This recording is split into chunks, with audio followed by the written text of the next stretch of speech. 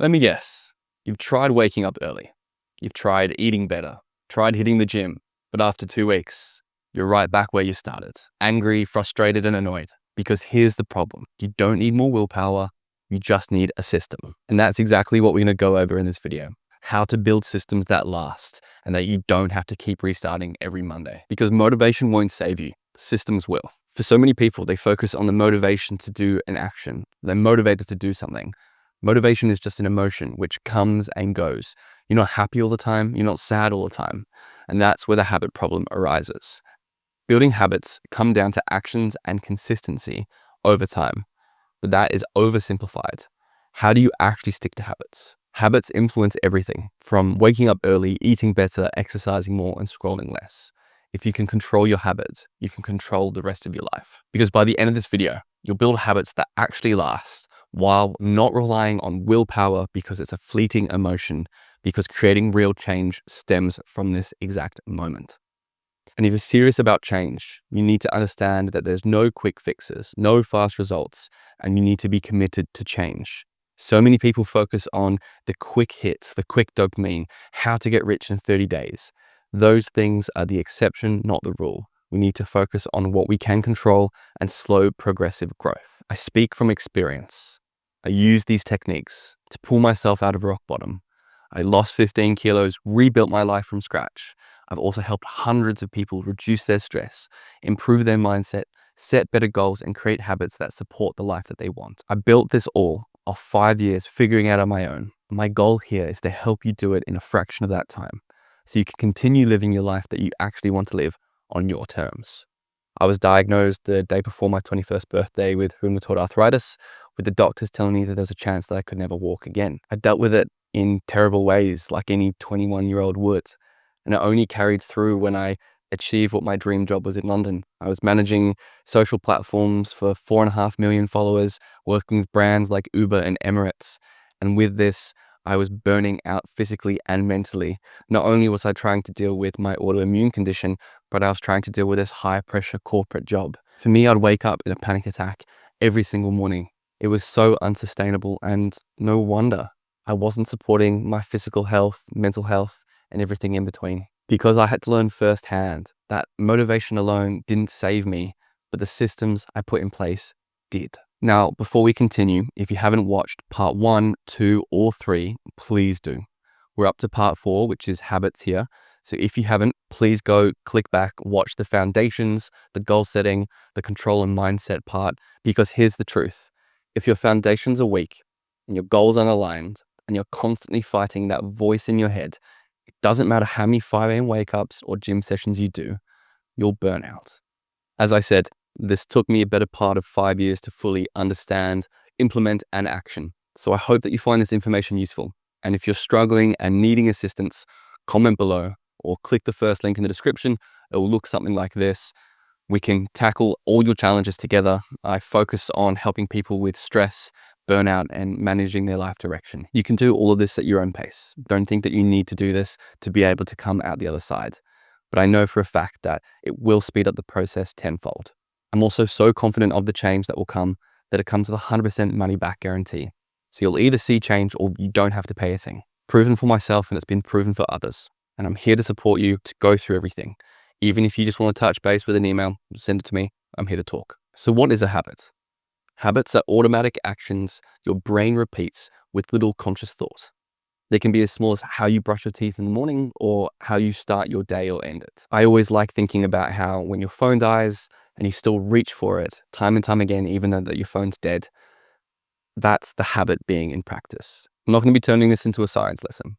So for the simplest explanation, our brain's decision center works within a very dopamine-rich center to make sure whatever actions we're doing can be repeated, to make sure we have an easier time, because our brain's lazy. It doesn't want to use too much resources. There's a saying that's always true: the neurons that fire together wire together. The more you do something, the more your brain supports that response and activity. Our goal here is to make sure that we make good habits easy and bad habits hard. Our brain likes the path of least resistance. Like water flowing downhill, they'll always follow the easiest route, even when it leads to bad habits. Our job is to make them easy and hard to do. So the habit loop starts with the cue. It's the trigger that starts the habit. It's the time of day, the emotional state, the people, or the action before it. The routine or the behavior is the habit itself. So what you're doing, the actions that you're doing. And the reward is the satisfaction or benefit that your brain wants to be repeated. You might feel stressed for any related reason. You might then go and have a smoke, and that releases the dopamine. You might be bored on your way to work, so you pick up your phone, you scroll, you feel stimulated, and you don't feel bored anymore. The same thing, you might feel anxious, you eat some food and you feel comfort. I want you to go into the comment section and write down one of your own habits, or one of the habits that you think of right away when you think of this loop. When I was working through my own personal habits, and I'm not perfect by any means, there's still habits that I need to work on. I don't think anyone that thinks that their habits are fixed, they're lying to you, because it's a constant process of refining, reviewing, and going through. So these are the 7 most important things to keep in mind when trying to fix a habit, break a habit, or move through them. Having these understandings, you don't have to have all 7 understandings. It's just important to know when and where they can be placed and how they can benefit you. The first is identity-based habits. We need to move away from outcome and move towards identity. So when we have an outcome is I want to lose weight compared to I am the person who exercises daily. When you shift your identity, your habit becomes part of who you are, not just the thing you do. You're the person who reads every day. You're the person who gets into cold water in winter.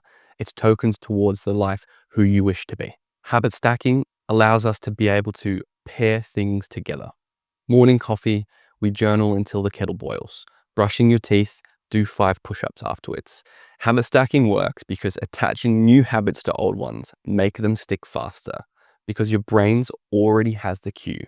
Because when we want to eat better, train more, this removes the hardest part, remembering. For me, keystone habits or anchor habits was the most important thing a part of my life. Knowing the carry-on effect that habits can do to yourself from the moment you wake up to the moment you go to sleep. When you remove your phone from you, you have a better sleep, you feel healthier, and you have less stress. Focusing on these anchor habits first creates the most momentum everywhere else in your life.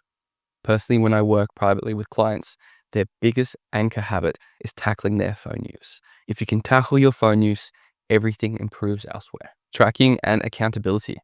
What gets measured gets improved. If you don't know where you're heading or why you're heading there, it can be even more challenging. Tracking a habit creates a feedback loop with your brain. Progress feels rewarding. For myself, when I did my diet and lost 15 kilos, I had a piece of paper at the back of my bathroom that I would have 30 days on, and I'd cross off every single day. Every Sunday when I would do my weigh-in, I'd make sure I'd recorded the week before and make sure I could see how much I've lost. You need to keep reminding your brain why you're doing what you're doing.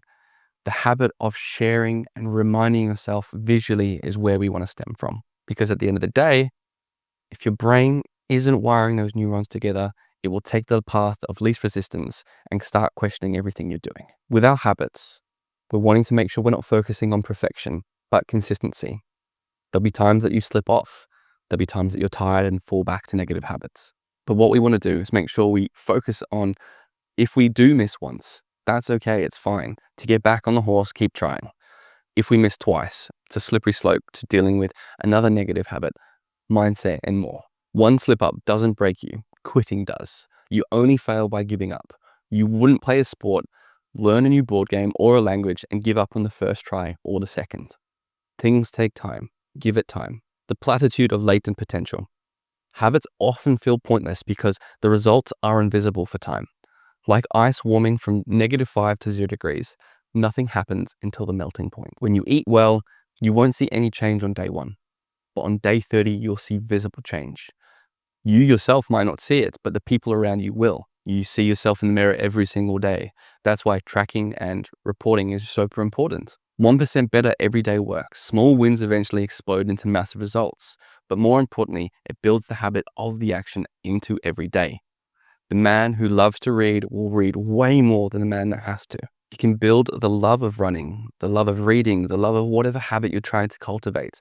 Make sure you're focusing on the thing that is enjoyable about it. We don't want this to be pain and punishment. When starting a new habit, try to figure out what people you can surround yourself with. If you're trying to quit drinking but still go out clubbing, that doesn't really work. Figuring out what habits you want to achieve and working backwards to actually achieve them is super important. If you want to start running, join a run club.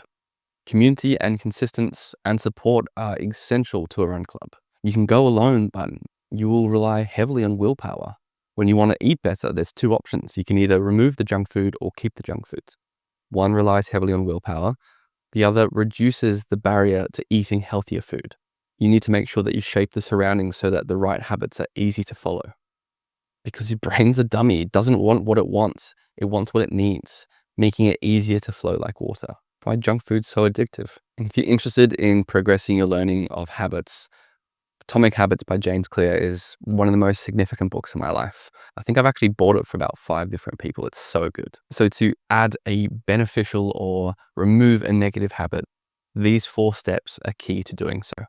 So for example, the cue, you want to make the good habit very obvious. Leave the workout clothes next to your bed. Keep fruit on the counter instead of cookies. Put your to-do list on your laptop so it's the first thing you see. With these actions, you want to make sure that the craving is attractive. For example, listening to your favorite podcast only while you exercise, or turning healthy eating into social fun activities like a cooking class. If you're wanting to gamify your life using something like Duolingo to learn a language. With your response, you also want to make it easy. Start with 5 push-ups instead of an hour-long workout.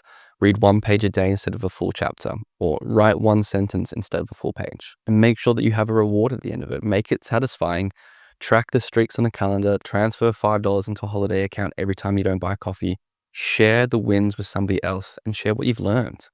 For me, I started with a very simple approach. I started with gymming or exercising every single day. I'd only choose one exercise or activity. I'd go into the gym and be like, I'm just going to sit in the treadmill. And most of the time, I would say 99% of the time, I'd always stay there for way longer.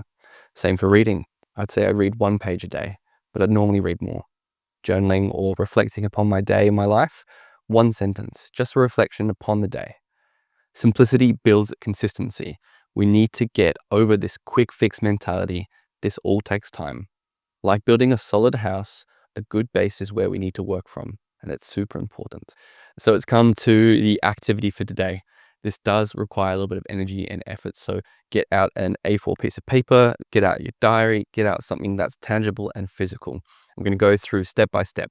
So feel free to pause the video anytime, work through it in your own volition. Sometimes maybe it's something that you want to keep open for the remainder of the day, the remainder of the weekend to add to it. So let's go over our daily actions. So step 1 is I want you to list your daily actions. This might sound like a massive task to do, but figure out what actions, what habits are leading to your general life. When you wake up in the morning, do you reach for your phone or do you go straight into the bathroom and get ready for the day?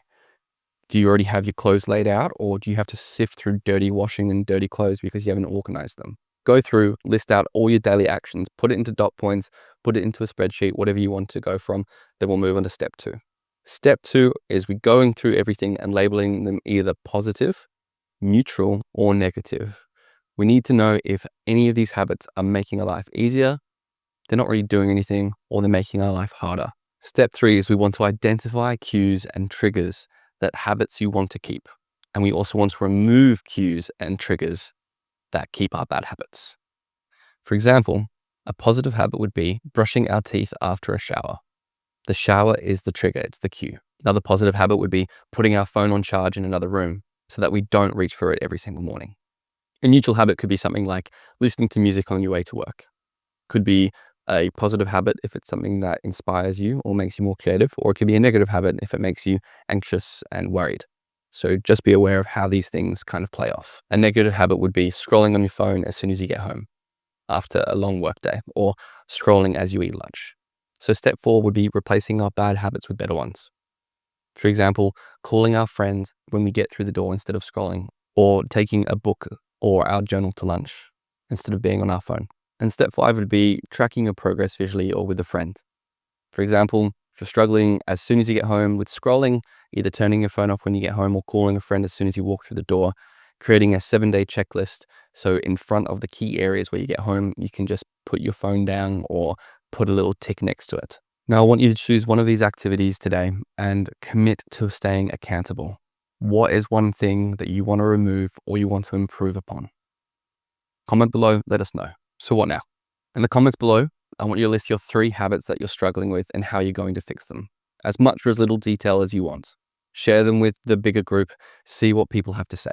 If you haven't watched the previous 3 parts, please go back and do so. And if you are struggling with any of this, please reach out to me directly. Click the first link in the description. We can work together to tackle all your challenges. And I'm so confident on the change that does come with a 100% money back guarantee. And if you're ready, click through to the final part 5, where we can go over the review of ourselves, our goals, our directions, everything in between. It all ties together.